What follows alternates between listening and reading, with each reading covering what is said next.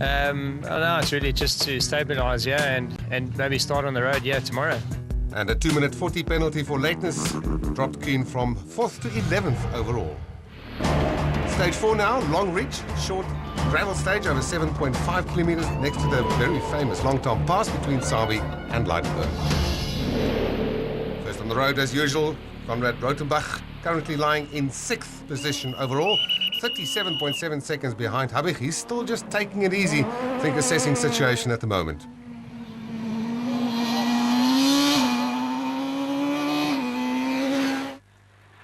Long slide left over neat narrow blow, 70 down, loose 4 left,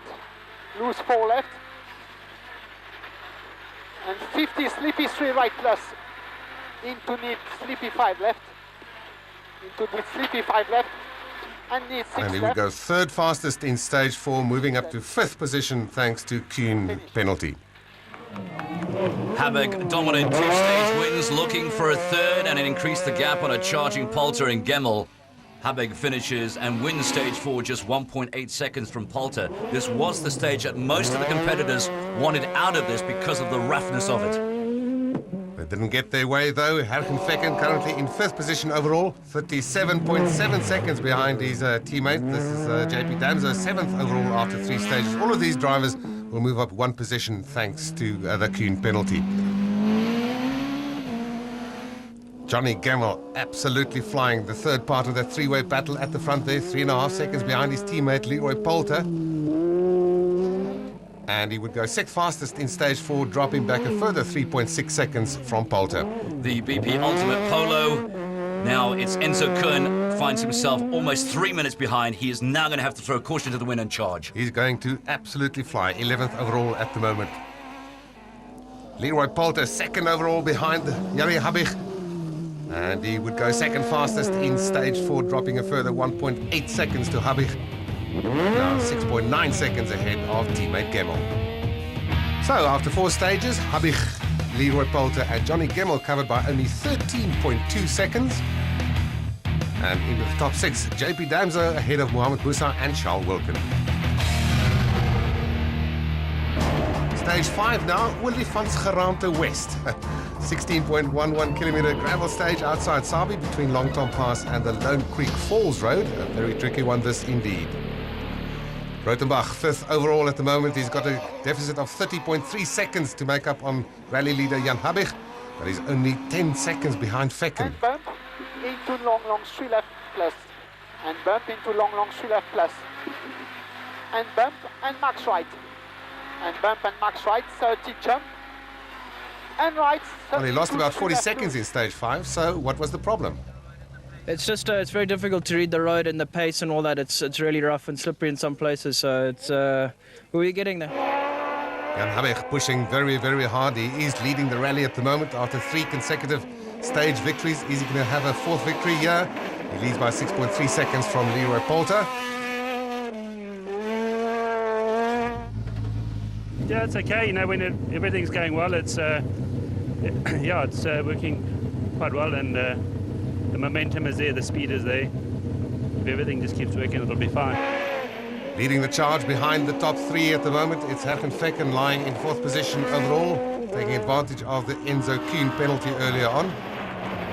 And he's still taking things slightly easy at the moment. Yeah, it went well. We had a good clean stage. We pushed a bit hard and to see where we're at between the other guys, but I see Habig took some time off me, so that's why we're smiling. JP Damso and Carolyn Swan in the Team Total Toyota Runex, quietly sort of sneaking up in amongst the top runners there, lying 6th overall at the moment. And he would remain in 6th position at the end of this stage. The last 2 have been all right. This one was a bit harsh on the car, so we'll see what happens in the next stage. That wasn't that great, yeah. Johnny Gemmel, Drew Sturrock in the Castrol Toyota, absolutely flying. And the reason for that, of course, is that they are trailing their rookie teammates ahead of them, Leroy Poulter and Alvin Kutsia. And this is something that I'm sure Johnny Gemmel is not happy about. Just look at the way he is pushing. Yeah, no, we stepped it up a bit there over some jumps and some nasty places, but it worked out nicely. and that would take him into second position overall after winning that stage. Cronje still 11th overall, but 3.8 seconds behind Keen after 4 stages, and he's chasing down that 10th place overall. The times have been good. We had a puncture in the last one and we were sort of in the ballpark, so I was happy with that. But again, it's just really just to get through today and see what we can do for tomorrow. Leroy Poulter, second overall in the second Castrol Toyota Auris. Is he going to be able to hold on to that position, fighting his more senior and more experienced teammate? Yeah, we try and just learning all the time, you know. I think we got a puncture here near the end here, so a bit unlucky.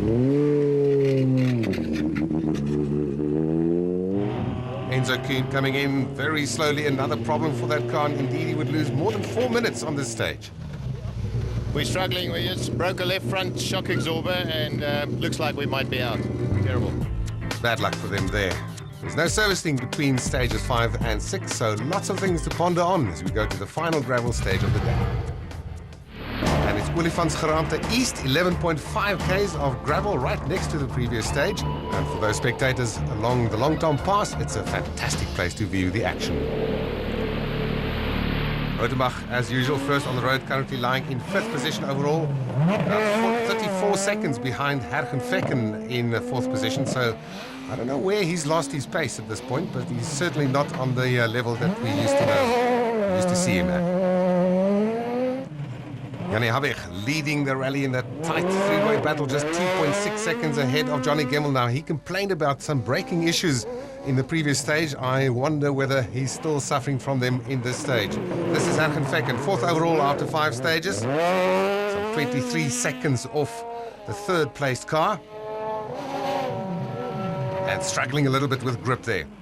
Team Castrol, Johnny Gemmell and Drew Sturrock are certainly making their intentions known. 2nd overall, just 2.6 seconds behind Habig. They don't seem to be struggling with any kind of issues in that car at this point.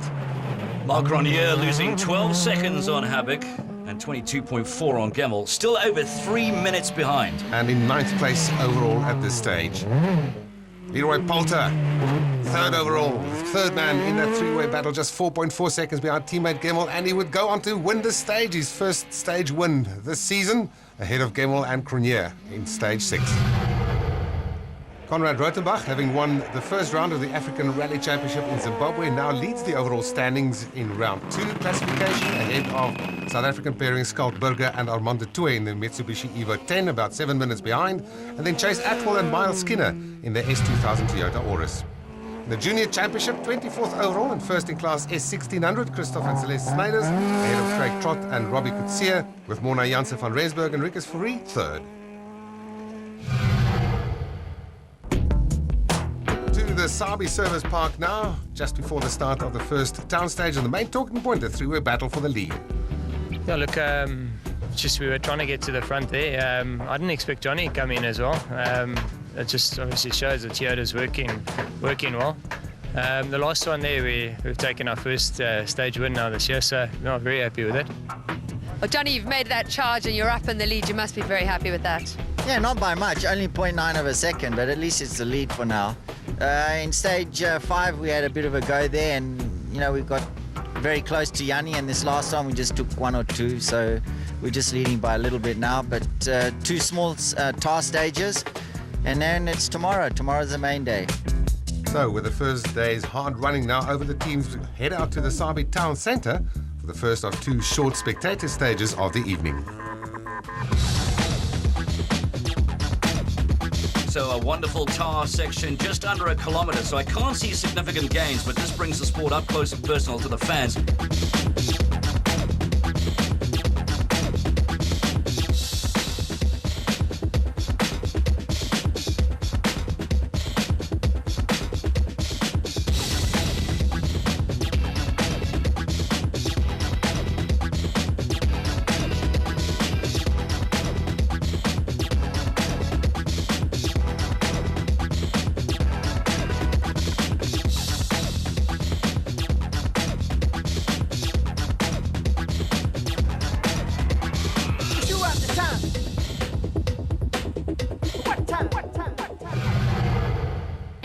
And the final stage of the day, the Sasol White River School stage, a new layout, but the same enthusiastic crowd as always.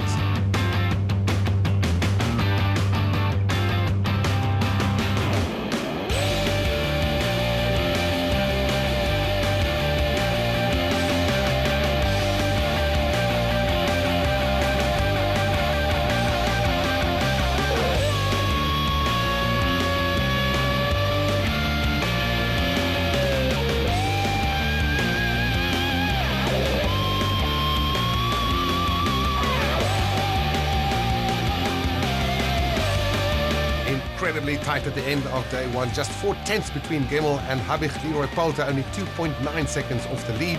JP Damzo in a quiet 6th ahead of Charles Wilkin, and Mark Renier now in 8th.